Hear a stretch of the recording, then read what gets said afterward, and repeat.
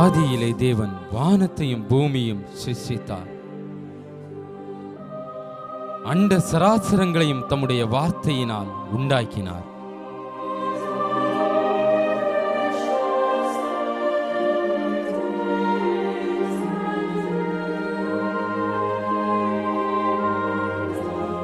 தேவன் தம்மை தொழுது கொள்ளவும் பணிவிடை செய்யவும் 3 கூட்ட தேவ தூதர்களை உருவாக்கினார். அதில் லூசிபர் எனும் தூதனை தன்னை தொழுது கொள்ளும் கூட்டத்தின் தலைவனாக வைத்தார். அவன் உன்னதமான தேவனுடைய தோட்டத்தில் இருந்தான்.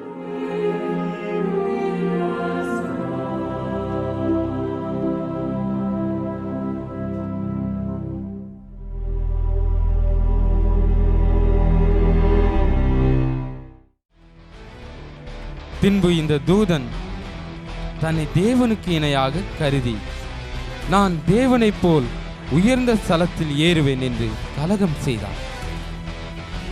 அப்பொழுது தேவன் லூசிபரையும் அவனோடு கலகம் செய்த ஒரு கூட்ட தேவ தூதர்களையும் பரலோகத்திலிருந்து கீழே தள்ளினார். பின்பு அவனுக்கு நரக ஆக்கினை என்னும் தீர்ப்பை எழுதினார்.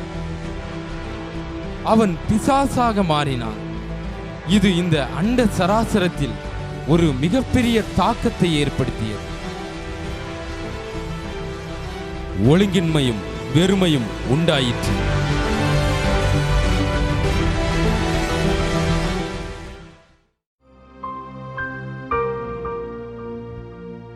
பின்பு தேவன் வெறுமையும் ஒழுங்கின்மையுமாய் இருந்த பூமியை சீரமைத்தார்.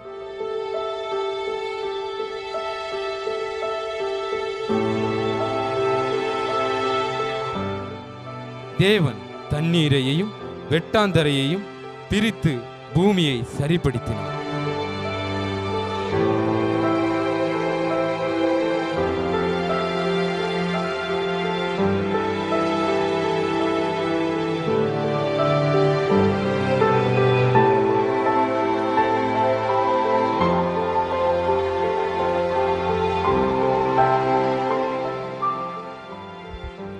தேவன் பூமியின் வெட்டாந்தரையில் கனிதரும் மரங்களையும் செடிகளையும் உருவாக்கினார்.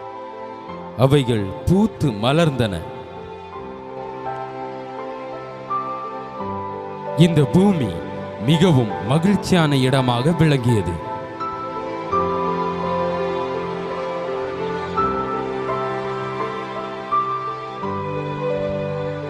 பின்பு தேவன் கடலில் பல வகையான உயிரினங்களை படைத்தார்.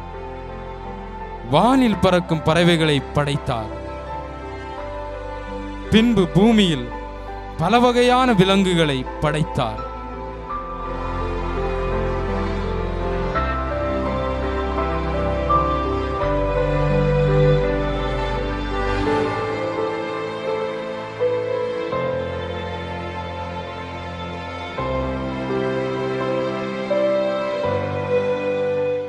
பின்பு தேவன் தம்மை தொழுது கொள்ள விழுந்து போன லூசிபருக்கு பதிலாக தமது அன்பின் படைப்பாய் மனிதனை உருவாக்க நினைத்தார்.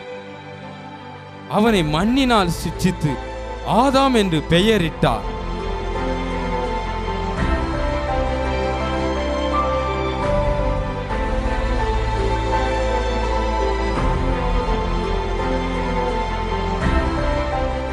பகலில் குளிர்ச்சியான வேளையில் தேவன் மனிதனோடு உறவாடினார். பின்பு ஆதாமுக்கு ஏற்ற துணையாக ஏவாளை உருவாக்கி அவனுக்கு கொடுத்தார். தேவன் மனிதனை எந்திரத்தை போல் படைக்காமல் சுயமாய் முடிவெடுக்கக்கூடியவனாய் படைத்தார். பின்பு அவர்களிடம் இந்த பூமி முழுவதையும் ஆண்டு கொள்ளுங்கள் என்று கூறினார். மேலும் தேவன் மனிதனுக்கு ஒரே ஒரு நிபந்தனையாக தோட்டத்தின் நடுவில் உள்ள நன்மை தீமை அறியத்தக்க விருட்சத்தின் கனியை புசிக்க வேண்டாம் என்று கூறினார். நீங்கள் என் வார்த்தைக்கு செவி கொடுப்பவர்கள் என்பதை விளங்க பண்ண இதனை கைக்கொள்ள வேண்டுமென கட்டளையிட்டார். இதை புசித்தால் உங்கள் ஆத்துமா மரணமடையும் என்று கூறினார். விழுந்து போன லூசிபரோ தேவனை வேதனைப்படுத்த சந்தர்ப்பம் பார்த்து கொண்டிருந்தான். தனக்கு நியமிக்கப்பட்ட நித்திய அழிவாகிய நரகத்திற்கு மனிதனையும் கொண்டு செல்ல வேண்டும், அதன் மூலமாய் தேவனுடைய இருதயத்தை வேதனைப்படுத்த வேண்டுமென நினைத்தான். ஒரு நாள் ஏவாள் ஏதேன் தோட்டத்தில் தனியாக இருக்கும்போது விழுந்து போன தூதன் லூசிபர் சர்ப்பத்தின் மூலமாய் வந்து ஏவாளிடம் பேசி தேவன் கொடுத்த கட்டளையை அறிந்து கொண்டான்.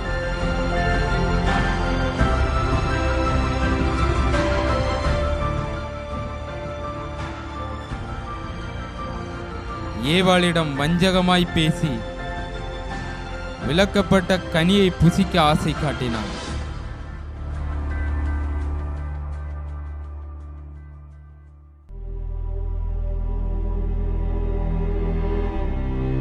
ஏவாளுக்கு அந்த பழம் பார்வைக்கு நலமாய் தோன்றியது.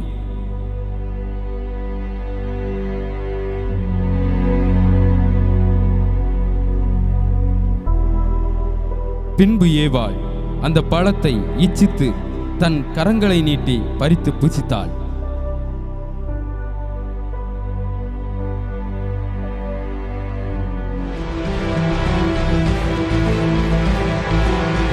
அவள் கண் திறக்கப்பட்டது. நன்மையை மாத்திரம் அறிந்திருந்த அவளுக்குள் இப்போது தீமை உருவாகியது. பின்பு அவள் தன் கணவனாகிய ஆதாமுக்கும் அந்த பழத்தை புசிக்க கொடுத்தாள்.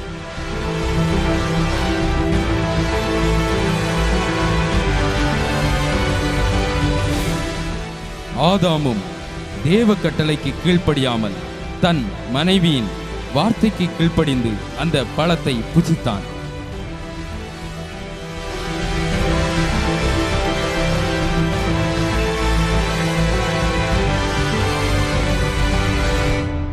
ஆம், இந்த பூமியில் மனிதன் தேவ கட்டளையை மீறி பாவியாக மாறிப்போனான். பகலின் குளிர்ச்சியான வேளையில் தேவன் தோட்டத்தில் உலாவ வந்தார். ஆதாமோ பாவம் செய்ததினால் தோட்டத்திற்குள் ஒளிந்து கொண்டான்.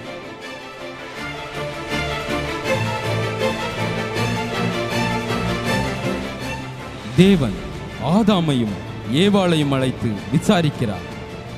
அவர்களோ ஒருவருக்கொருவரையும் சர்ப்பத்தையும் குற்றம் சாட்டினார்கள்.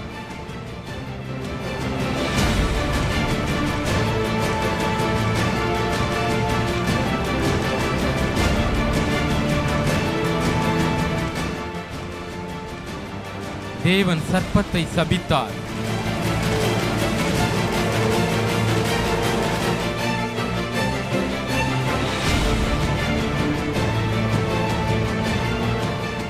இந்த பூமி சாத்தானின் ஆளுகைக்குள் சென்றது. இந்த பூமியும் மனிதனின் பாவத்தினால் சபிக்கப்பட்டது. ஆதாமும் ஏவாளும் ஏதேன் தோட்டத்தை விட்டு வெளியேற்றப்பட்டனர். தேவன் ஏதேன் தோட்டத்திற்கு காவல் வைத்தார்.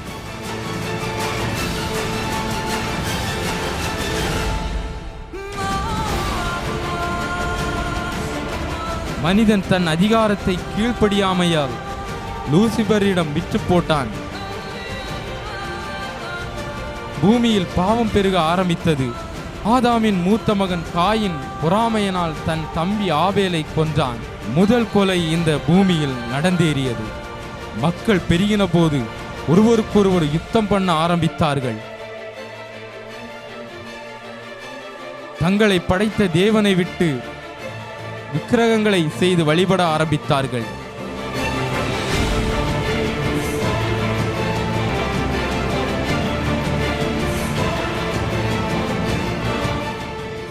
பூமி எங்கும் பொறாமையும் போட்டியும் உண்டாயிற்று. உலகமெங்கும் அந்தகார இருளுக்குள் சென்றது. பலத்த அழிவுகள் மனிதனின் பாவத்தினால் உண்டாயிற்று.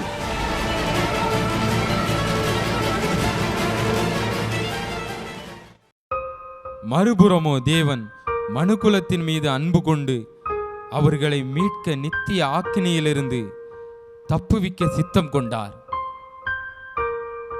தமக்கென்று சில ஜனங்களை தேர்ந்தெடுத்து மீட்பின் வழியை அறிவித்தார். எல்லா ஜனங்களையும் மீட்பதற்கான மாபெரும் திட்டத்தை முன்னறிவித்தார். ஆம், பாவத்தில் விழுந்து போன மனிதனை மீட்க பாவமில்லாத தேவகுமாரன் இந்த பூமியில் மரிக்க வேண்டும் என்பதே அந்த மீட்பின் திட்டமாகும். காலம் காலமாய் மக்கள் அந்த மீட்பரின் பிறப்புக்காய் காத்து கொண்டிருந்தனர். ஆம், அந்த வேளை வந்தது. சுமார் 2000 ஆண்டுகளுக்கு முன்பாய் பாவ இருளில் இருண்டு கிடந்த இந்த உலகில் வெளிச்சம் உதித்தது.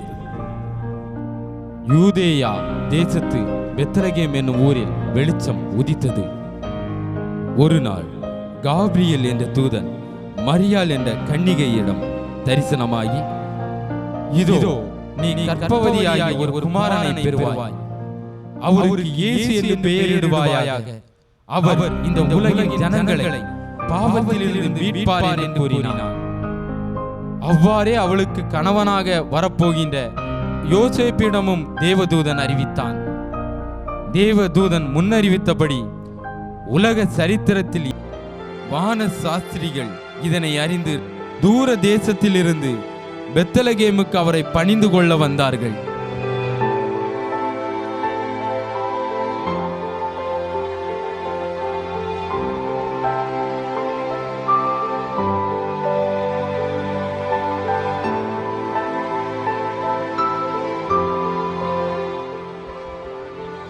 இயேசுவானவர் ஞானத்திலும் அறிவிலும் தேவ கிருபையிலும் மனுஷர் தயவிலும் வளர்ந்தார்.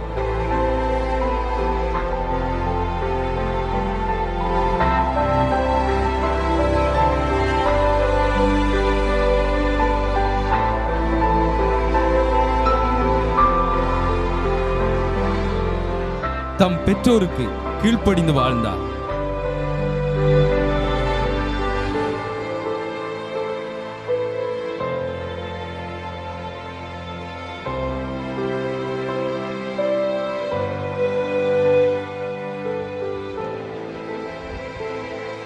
இந்த தேவகுமாரன் தமது 30வது வயதில் ஞானஸ்தானம் எடுத்து தாம் இந்த பூமிக்கு வந்த நோக்கத்தை செயல்படுத்த ஆரம்பித்தார்.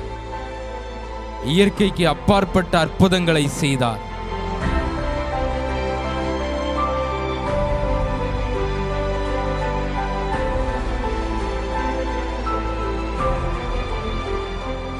தேவனுடைய வார்த்தையை ஜனங்களுக்கு அறிவித்தார்.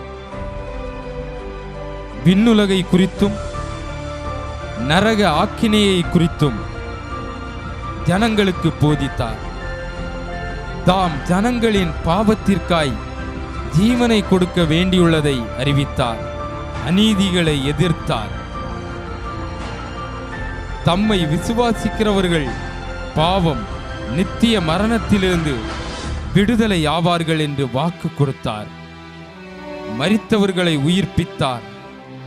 குருடர்கள் பார்வையடைந்தார்கள்.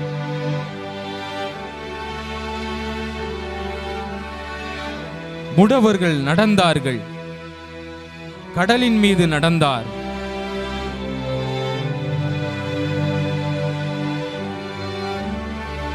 நானே பரலோகத்திற்கு போகிற வழி என்று வெளிப்படுத்தினார். நாம் இப்போது காணும் சம்பவம் இயேசு செய்த மிகப்பெரிய அற்புதங்களில் ஒன்றாகும்.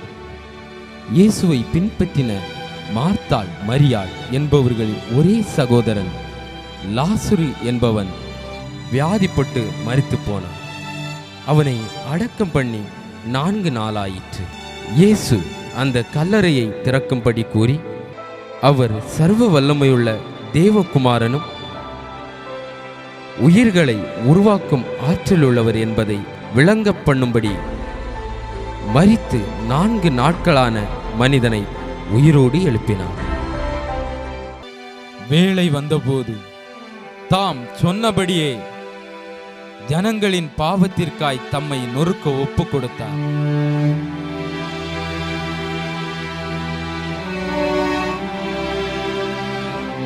இதை பார்த்து கொண்டிருக்கிற அன்புக்குரியவர்களே, இயேசுவின் மீது விழும் ஒவ்வொரு அடியும் நாம் செய்த பாவத்திற்கான தண்டனையாகும். நம்மை மீட்கும்படி நாம் ஏற்க வேண்டிய தண்டனையை தேவகுமாரன் இயேசு ஏற்றுக்கொண்டார்.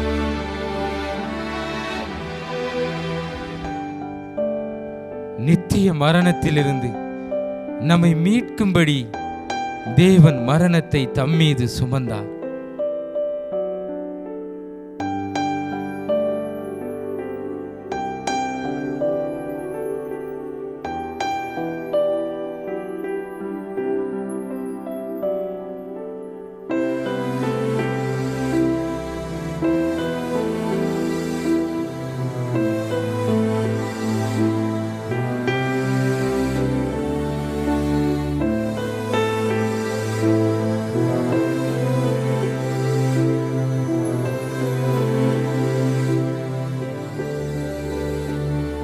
கல்வாரி மாமலையோரம்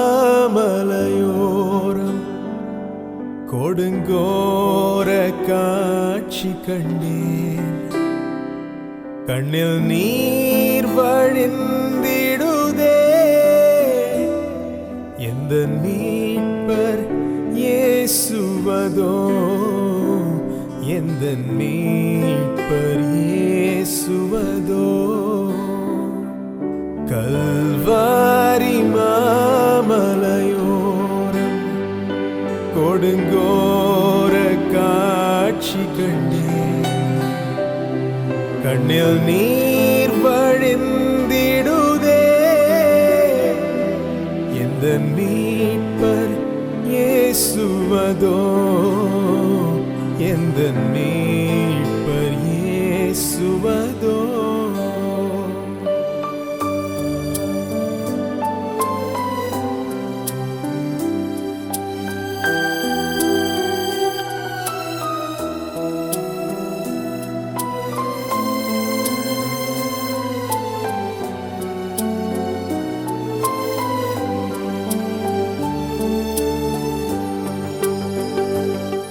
எருசலேமின் வீதிகளில் இரத்த வெள்ளம் கோலமிட. எருசலேமின் வீதிகளில் இரத்த வெள்ளம் கோலமிட. திருக்கோலம் நிந்தனையா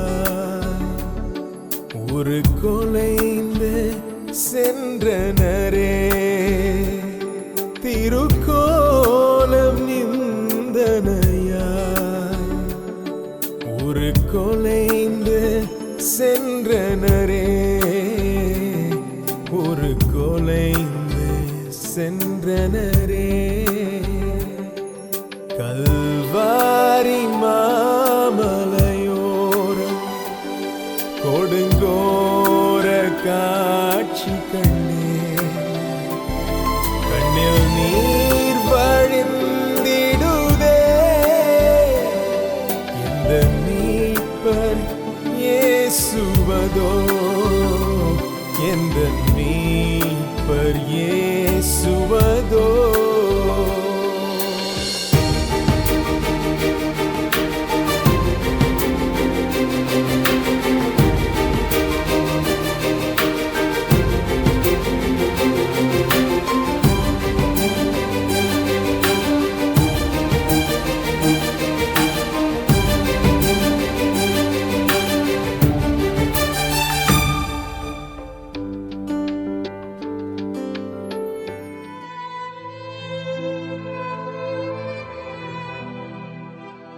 சிலுவையில் மரண நேரத்திலும் கூட தம்மை கொடுமைப்படுத்தினவர்களை மன்னிக்கும்படி பரிந்து பேசினார்.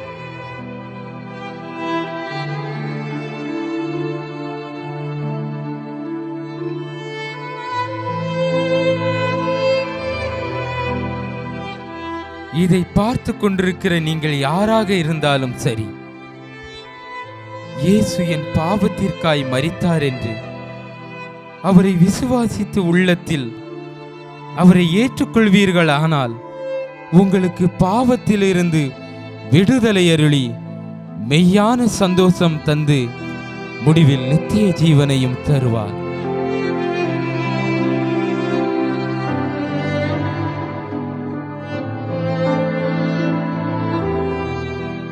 லூசிபரும் அவன் கூட்டத்தாரும் இயேசு மரித்ததோடு எல்லாம் முடிந்தது என எண்ணிக்கொண்டிருந்தனர்.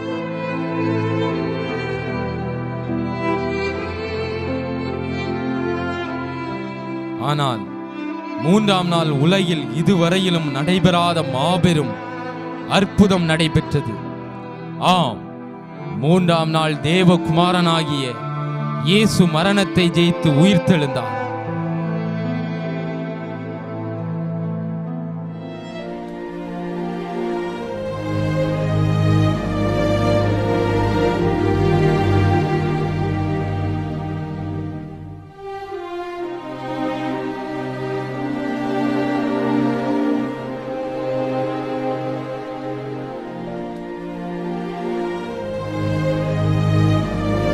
இன்று உலகில் திறந்திருக்கும் ஒரே ஒரு கல்லறை உண்டு என்றால் அது இயேசுவின் கல்லறை மாத்திரமே. இயேசு மரித்து உயிர்த்தெழுந்ததுமே பிசாசின் தலை நசுக்கப்பட்டது. மனிதர்கள் மேல் அவனுக்கு இருந்த உரிமையை இயேசு பிடுங்கினார். இயேசுவின் சீடர்கள் கல்லறைக்கு சென்று அவருடைய உடலை மூடியிருந்த துணியை தவிர வேறொன்றையும் காணாமல் திரும்பினர்.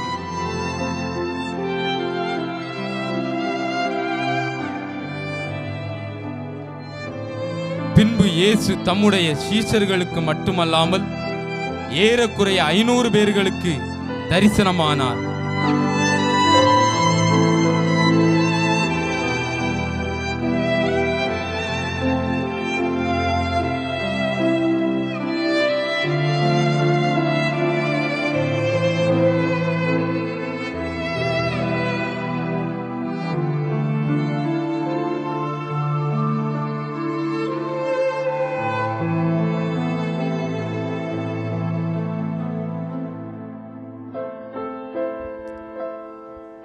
தம்முடைய உயிர்த்தெழுதலை நம்பாத தோமா என்ற சீசனிடம் தன் கையில் ஆணி பாய்ந்த தோரத்தை இயேசு காட்டுவதை பார்க்கிறோம்.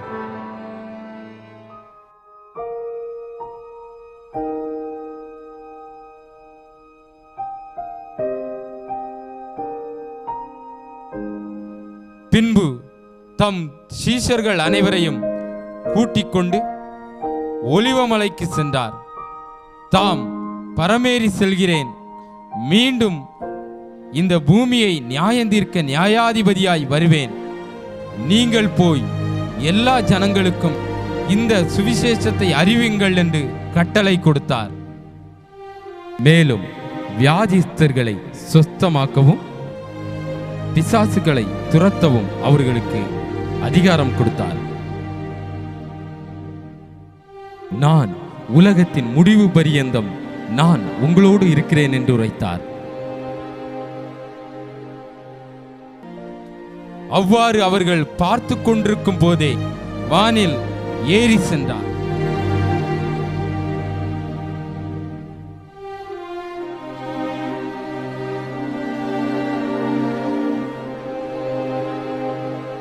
அவர் மீண்டுமாய் உலகத்திற்கு ஒரு நாள் வருவார்.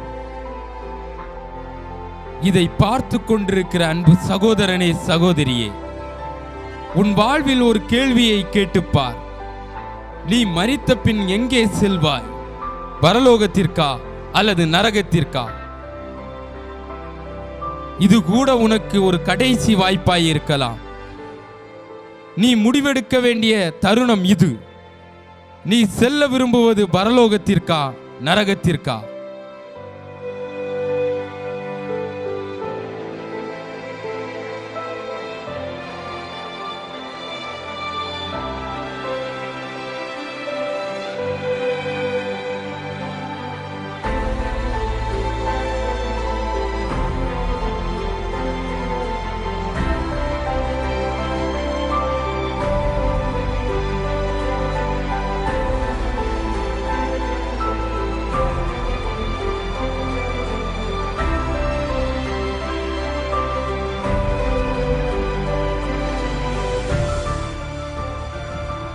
ஒருவேளை இயேசுவை ஏற்றுக்கொள்ளாமல் நீ பாவத்தில் மரித்தால் பரலோகத்தை இழந்தால்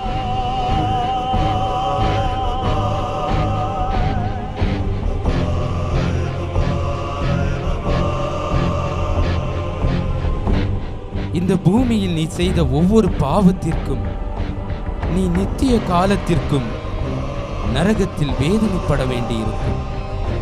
நரகம் கொடியது, அது நித்திய அக்கினி என்றும் கொடுமையான வேதனையான இடம் என்றும் வேதம் சொல்லுகிறது.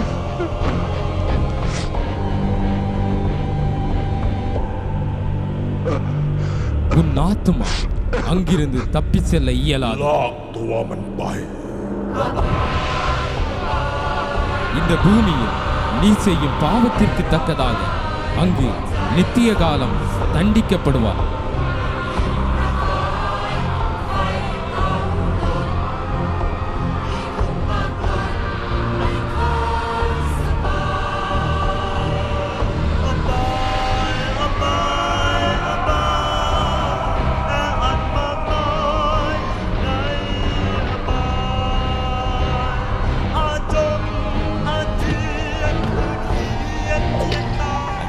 அங்கு கருணை கிடையாது, அது அக்கினியும் கந்தகமும் நிறைந்த கடல்.